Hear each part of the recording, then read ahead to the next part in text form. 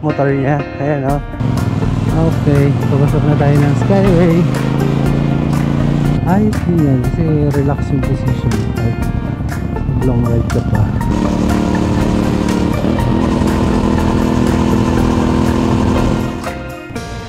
Let's go. Palabas na kami ng parking.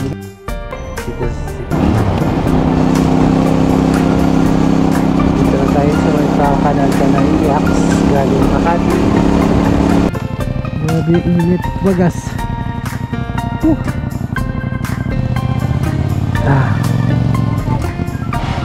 Bilang sana ako sobrang ganong bike pagdating dito sa expressway. Para siyang minilipad, hinahangin. Harap na sa atin yung sun. Hello Mr. Sun. Hi baby. Sana all. Pag Skyway naman, expressway, SLEX, yan yung kalsada ng mga, ayan ang bahala kung anong dudugtong nyo dyan. What's up guys, welcome back sa aking channel. And dito kami ngayon sa parking kasi alas 4 na after work. And kasama ko si Brian na pauwi na. Mag-say hi. Si Brian ng katrabaho kong di nakakapagsalita. So yan, yan yung motor niya. Ayan o. Yan yung motor niya. Naka dual disc brake sa unahan, pina-customize niya yan, tapos naka disc brake din sa likod. So let's go, sabay. So uwi na daw kami kasi alas 4 na. Okay, let's go, sabay na kami lalabas.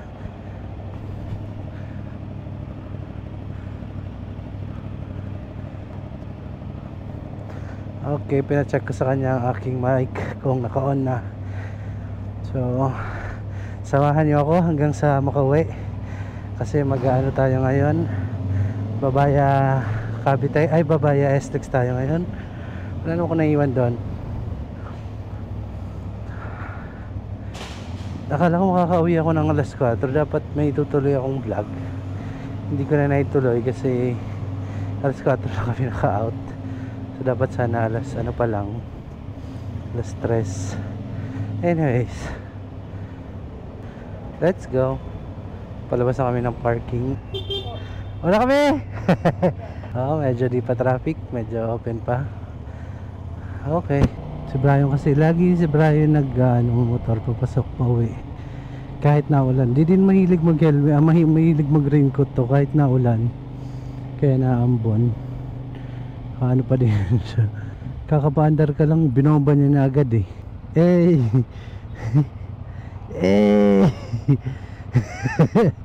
May kalokohan din kasi talaga itong katrabaho ko. Kaya makuwela din tong taong to eh.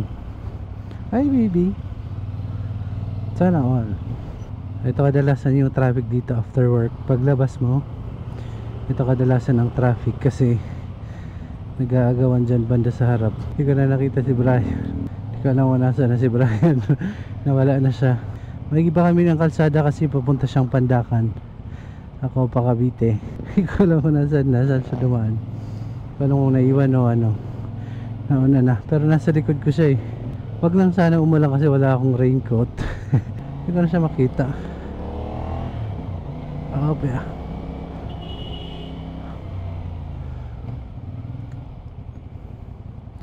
Hindi ko alam saan siya dumaan.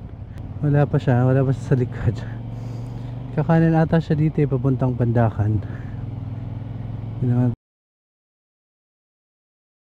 siya akyat.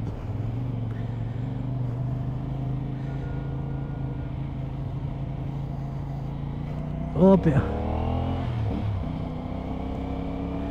Alright, nakakalagpas na tayo ng medyo traffic na area. Ang kasunod na medyo traffic ay dito banda sa may pag-akyat ng Skyway o yung crossing doon sa unahan, yung kanto na yun. Ito na yung pangalawang traffic pagpauwi. So buti ngayon kasi medyo maaga pa naman, wala pang gaano. medyo early pa naman. Di pa ako nakatry kasi mag via MCX na kalsada. So ang gagawin ko ngayon, dito ko dadaan sa may Alabang banda. Di pa ako nakatry dyan dumaan na nakamotor eh. Sana lang di pa traffic sa may Molino. Meron pa akong isang mic, so ikakabit ko mamaya maya. Naka noise cancelling kasi yung mic ko dito sa loob ng helmet, kaya wala siguro kayo gaano maririnig. Boses ko lang. So meron ako isang mic, lagay ko na lang dito sa may likod ko para makuha yung tunog ng tambutso. Yan, nakatutok lang sa baba sa tambutso. Wala sana malaglag kasi mahal tong mic na makakapag magbayad tayo na wala sa oras. Okay, papasok na tayo ng Skyway. Napakano talaga pag nakamotor ka lang kasi bilis lang. May isang beses umuwi kami ng mga alas 6 ng gabi, nakasasakyan kami galing office. Grabe, papunta dito inaabot kami ng 2 hours mahigit. Talaga inaabot kami 2 hours sa sobrang traffic. Tapos kita mo ngayon alas 4 kami umalis doon, 4 siguro mga 4:10. 8 minutes andito ka na. Oh, plus dito wala pang gaanong traffic.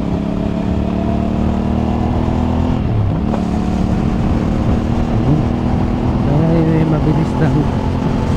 Kung practical na side, mas mura talaga dumaan dito sa may Naiyacs kumpara dito sa may via MCX. Kasi sa Naiyacs 45 ang unang entry mo, pangalawa ay nasa ano na siya 33 na lang kung pauwi ka ng Cavite, pangatlo yung medyo mahal 73, pero kung isasum up mo mas mura pa din doon sa may Naiyacs kumpara dito sa may MCX. Kasi sa MCX pagpasok ko 200 agad eh. Buti na lang nagpakain muna sa office, nagbigay ng milk at burger bago umalis. So nakatsibog muna tayo, di tayo gutom ngayon. 4,000 RPM lang dapat ang pwede ko buga kasi under pa din siya, under pa siya ng ang tawag dito break-in period. Ang gaso di mo mapigilan talaga pag ganito, lalo kung mag-overtake ka, hindi mo talaga mapigilan. Pero ang init talaga sa paa, ramdam na ramdam yung ano niya, buga ng galing sa radiator, ang init. Plus yung pants ko pa pala umaangat, so naka-expose yung bandang may medyas ko. Ramdam ko talaga yung init pumapasok dito sa may malapit sa tuhod ko. Sa damit ko naman ay nakapang office pa ako. Hindi gaano maramdaman yung ano, hangin kahit naka aircon na ako ni Parak Floating. Shout out Parak Floating.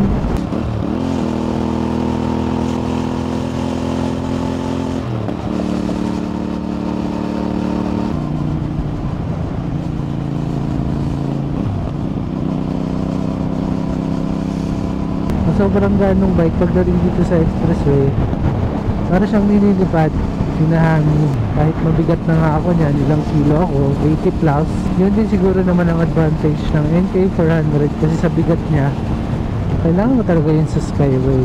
Minsan para pa siyang nangaagaw ng manibela. Napiling mo matutumba ko. Ayun, speaking of NK, 650 per 100.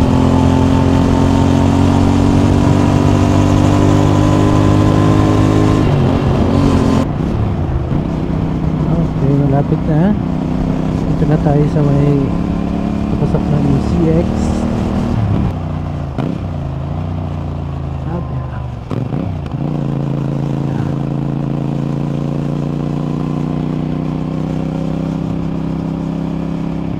Oh, tarik yung araw.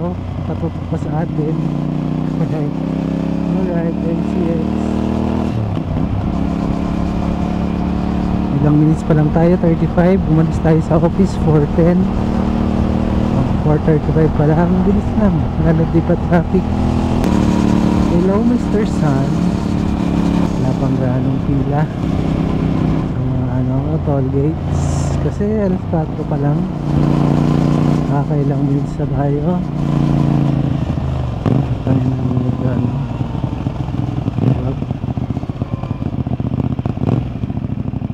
yeah.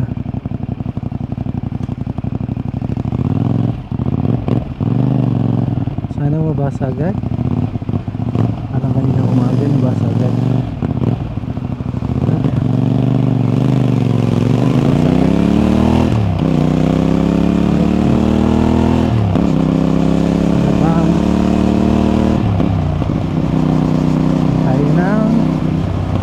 Hermosa, lapit na Villar City na. Villar City. Sabi nakatutok talaga yung langit sa atin.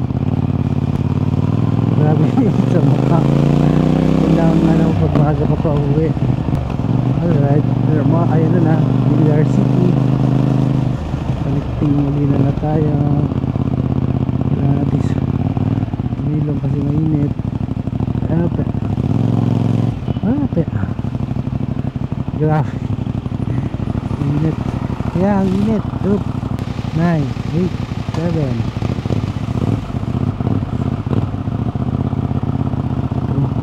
ape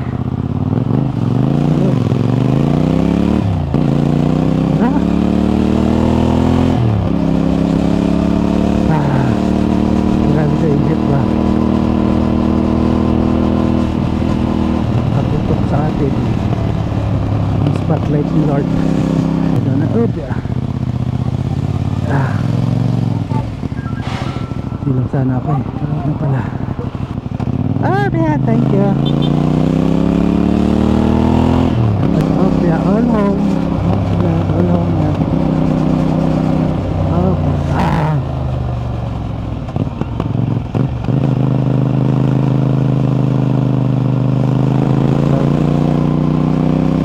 Muli na lapit na tayo sa ating destinasyon.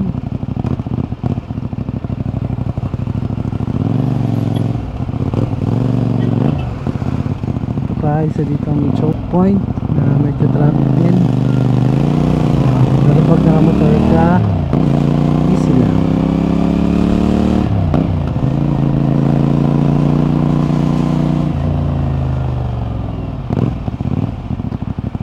Wala palang enforcer, kala ko enforcer. Wala pala.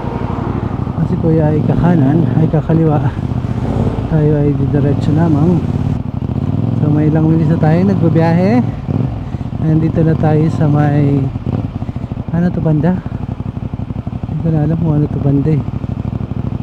And everything is going fine naman. Smooth lang. So first time ko dumaan ng SLEX. Nakamotor.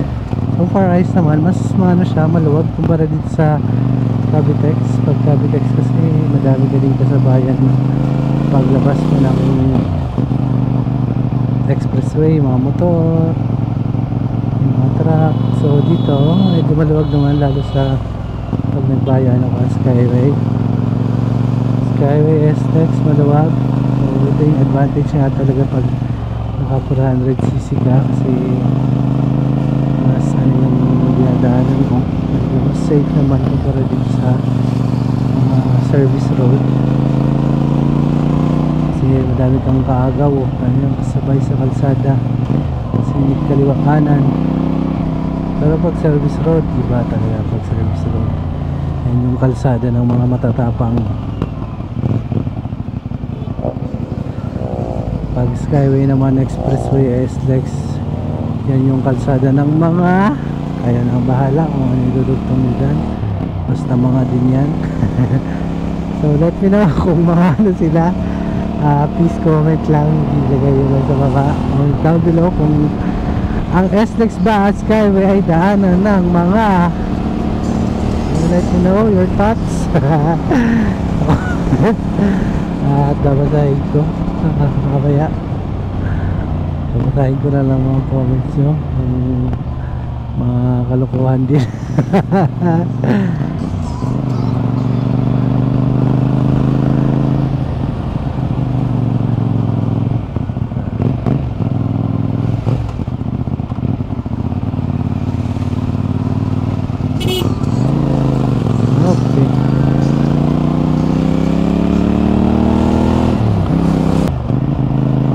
Dito na tayo sa may district, wala pang 5.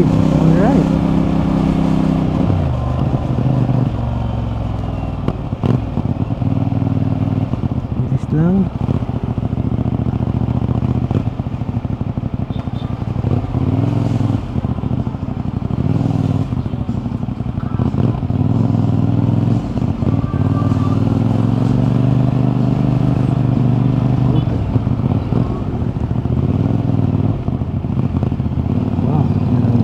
kuya. What's up kuya, top dogs.